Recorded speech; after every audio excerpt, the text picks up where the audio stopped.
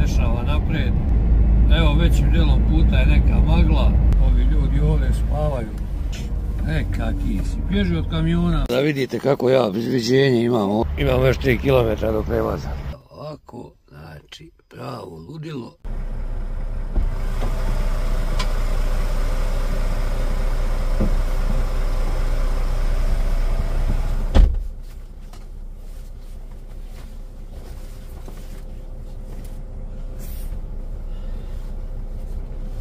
Pozdrav ljudi, idemo polako prema Bosni. Danas treba pređemo granicu da utovarimo, ocarinimo i onda sutra se vraćamo nazad ka Hrvatskoj i dalje za Finsku. Evo me na 4 km od granice, sad ćemo da vidimo šta se dešava napred.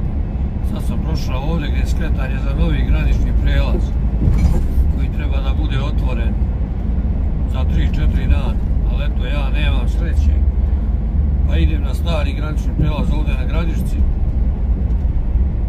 Samo se nadam da jutros neće biti neke kolone, da neće biti gužve, da ćemo proći kako treba. Bilo bi super kad ne bi bilo gužve i danas u povratku, ali ako bude gužva, onda ću ostati u Bosni pa ću krenuti negde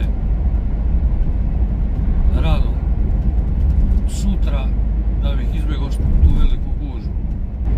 Evo, većim dijelom puta je neka magla, ne može ni da se vozi, vidljivost je jako slaba, tako da naporno jutro. Da ima neke kolone, sad ćemo da vidimo šta se događa.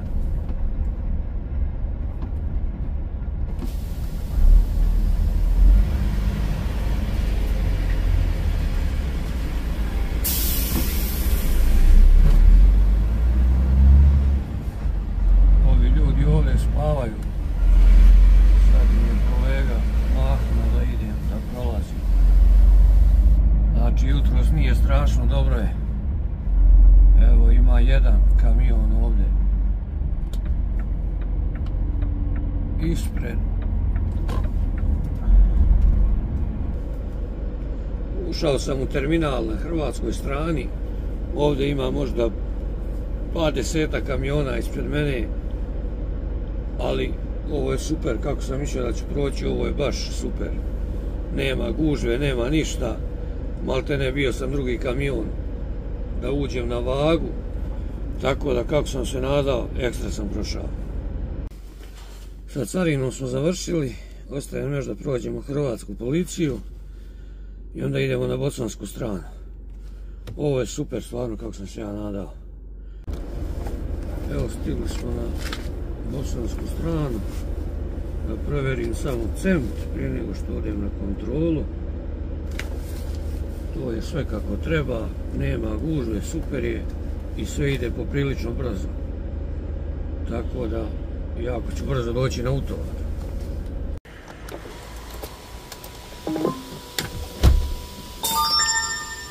Stao sam ovdje, platio komunalnu taksu 5,5 eura.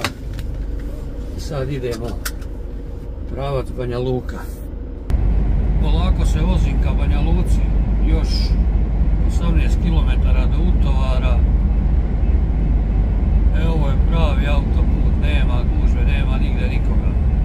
Taman.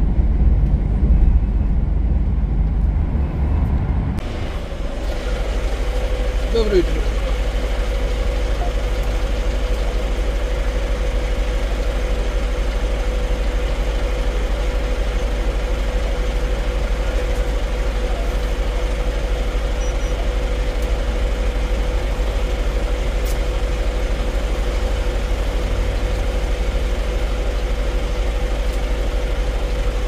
Doviđenja.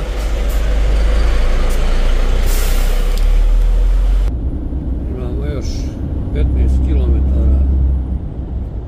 do utovara, a 11 km autoputa.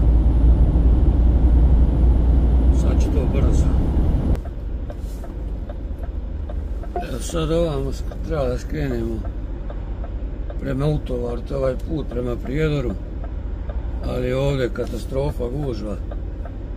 Ovako rano je, pa ljudi sad idu na posao, tako da moramo biti malo bezobrazni.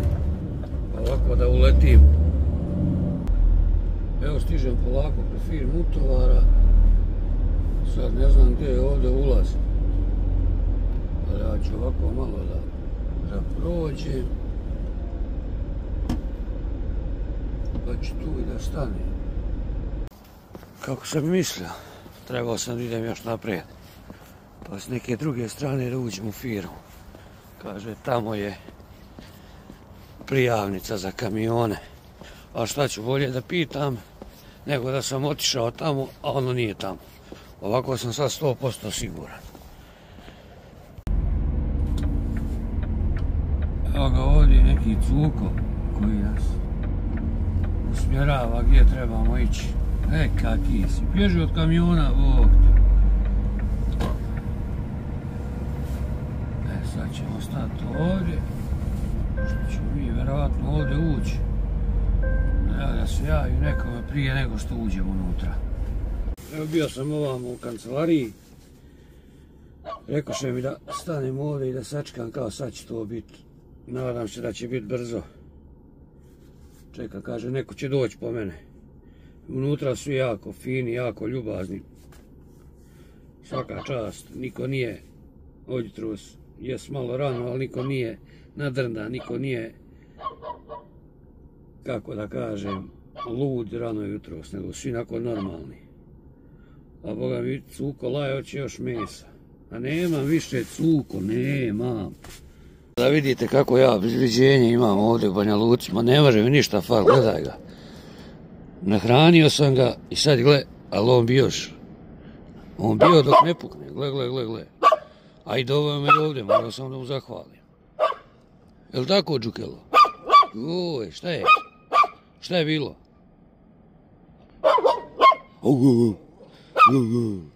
Nemoj se bavati. Evo, krenuo sam polako s utovara, idemo sad da obavimo carinu. Polako bili smo, a i nismo bili toliko brzi koliko sam se ja nadao da će biti, ali dobro je. Sve je prošlo super. Dok su ljudi utovarili, dok sam ja to pustio da povežem. I sad je sve super, ne smijem reći šta vozim, da ne bi reklamirao. I ni firmu, ni te takve stvari koje se prevoze. Iako sam malo pre u klipu rekao da neću danas ići na granicu, jer će biti verovatno velika gužva, ipak firma je odlučila da ipak idem na granicu. I evo sad stojim ovdje u Gradišci negdje, ne znam ni ja više gdje sam. Otprilike nekih 3 km do graničnog prelaza. Tako da, mislim, ovo više nema smisla. A i ovdje stojimo, gledajte kako je to katastrofa u nekoj poprečnoj ulici. Ulica je uzana. Znači, ne znam. I sad treba da idem da nađem sad tamo negdje gdje mogu sići s puta ceo, da parkiram kamion i da pravim pauzu da bi krenuo noćas.